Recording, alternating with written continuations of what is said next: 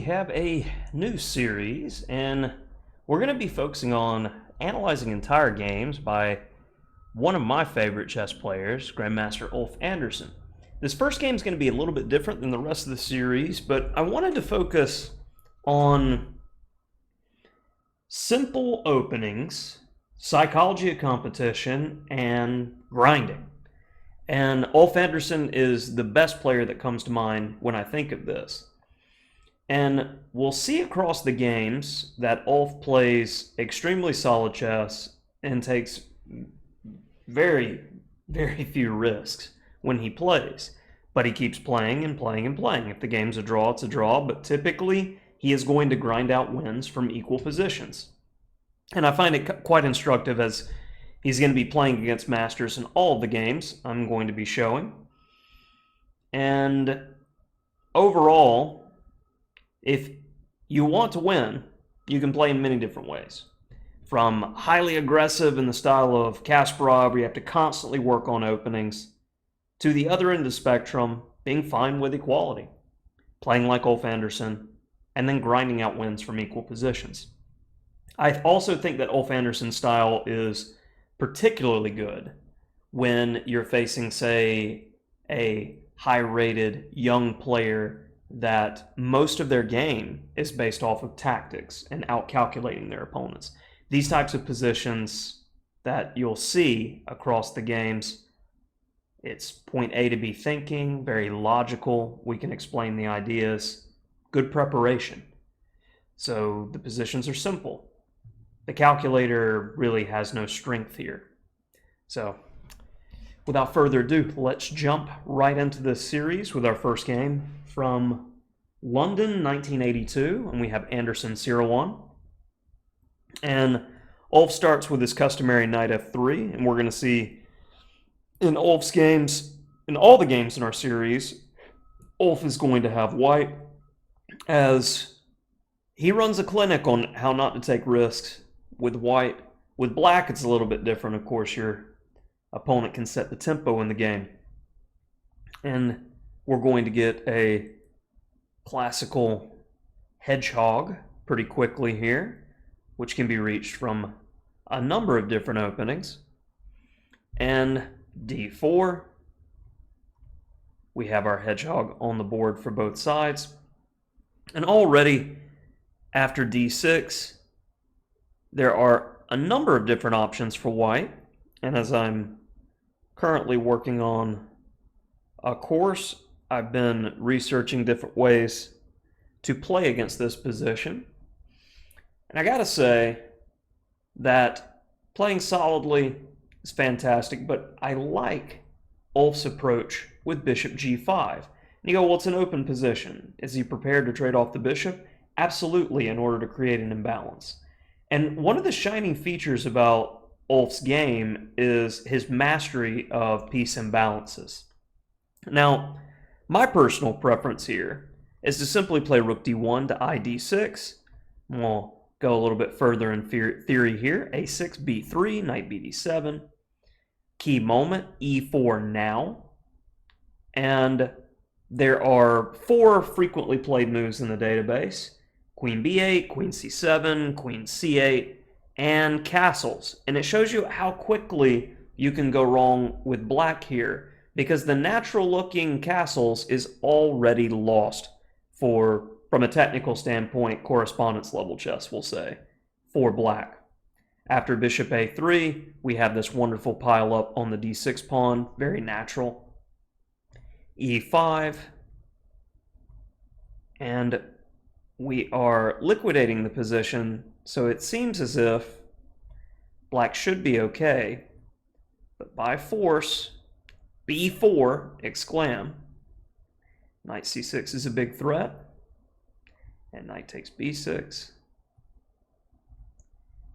This ending is following a game from a few years ago where white went on to win without difficulty. You can analyze that position and, around the point to where you trade queens, I want to say white's roughly +2 going on +3.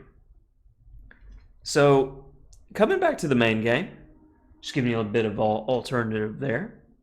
We've got bishop g5. And if black plays passively here or mixes up his move order, say knight bd7, we'll have knight b5. And we can quickly change gears with white. We have an optimal position. a6, good move, stops knight b5. I believe that's the best choice. And now, since knight b to d7 wasn't played, the decision is made to create a permanent imbalance. And I played this position quite a lot with white back in about a decade ago. I had this in a number of tournament games. And one game that I had, my opponent played bishop takes, and I already knew from a technical standpoint that though the doubled c-pawns are an eyesore, this is a technically winning position for white. So let's show this.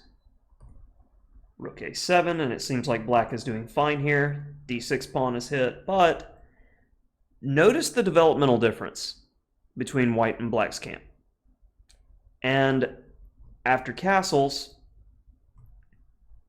we're just going to slowly improve. And here, it's hard to come up with a good move for black in the position. The engine even recommends b5. And if that's the best you've got, it's easy to understand why white has a substantial advantage here. And with the outside pass pawn and the bishop controlling the queening square, we have a clear plan in order to win the game. So coming back after queen f4, Sirwan decided to play castles in this game. And we're going to get a fantastic position. And this is the type of position that Ulf Andersson is amazing at. We've developed our pieces. And I would say when I've worked with chess players, this is the moment to where they have the biggest problem. Because, oh, I'm just playing solid. All right, rook d2 or something. e4 or something. But this is a critical position. Try to come up with a plan here. If you're a pause your video type of person, now's your moment. All right, hopefully you paused your video and tried to figure it out. Well, we want to use our queen and rook's placement in order to continue to add pressure to d6. So we play knight e4 immediately. This is going to create a concession.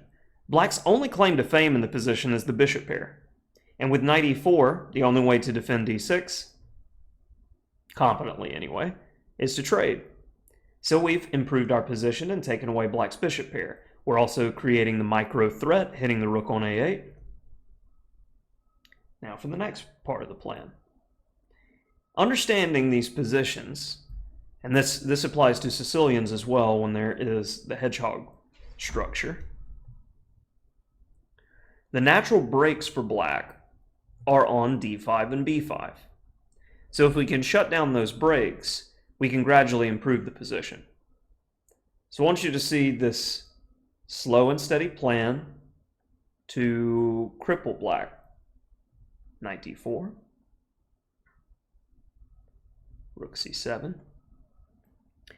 And it shows that Magnus Carlsen definitely studies his classics, because this game was played in 1982. In 2012, he improved on this game. Ulf played b3, very logical, natural, but there's no reason to protect the pawn from tactics here. If rook takes c4, knight e6. We end up getting a similar position to the main game.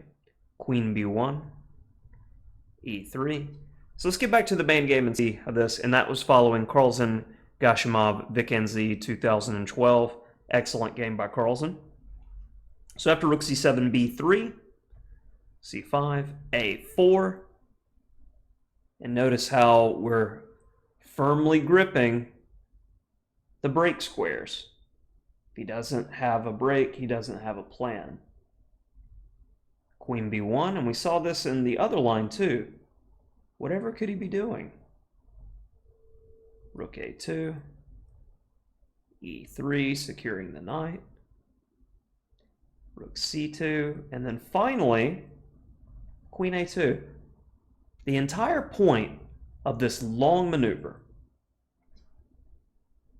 is to optimize the pieces to protect the c-pawn. So now we can expand on the queen side.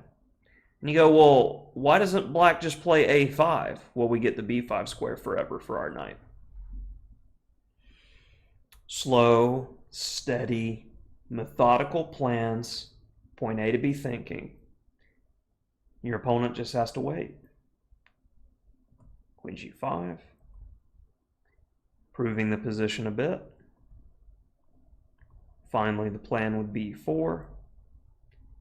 Hard to make a b5 break if I've got a pawn on b5, and de facto securing the c6 square.